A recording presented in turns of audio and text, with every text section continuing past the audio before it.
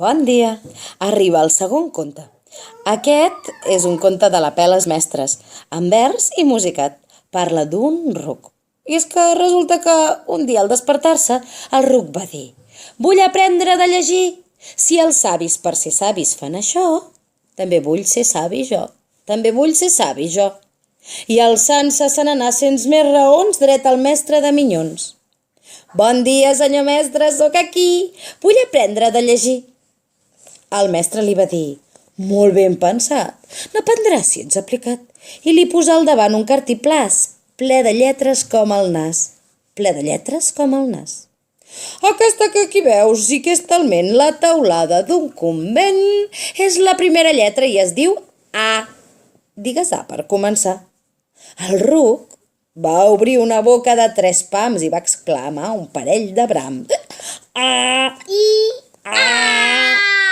I el mestre satisfet digué: «Va, dius perfectament la A, dius perfectament la A». El ruc, inflat d'orgull pagant un bot, va exclamar: «Doncs ja ho sé tot». I ruc com va venir se'n van tornar, i de ruc mai més passar.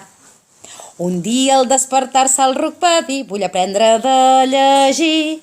Si els savis per ser savis fan això, també vull ser savi jo, també vull ser savi jo».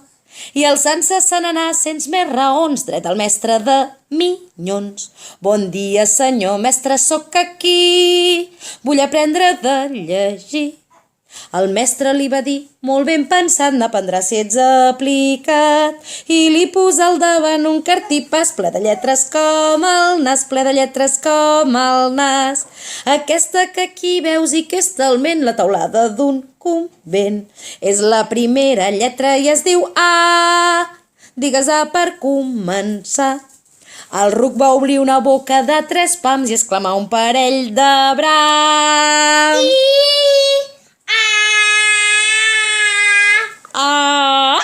I el mestre satisfet digué: «Bé, va, dius perfectament la A, dius perfectament la A».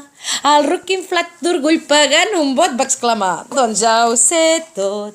I ruc com va venir se'n van tornar, i de ruc mai més passar.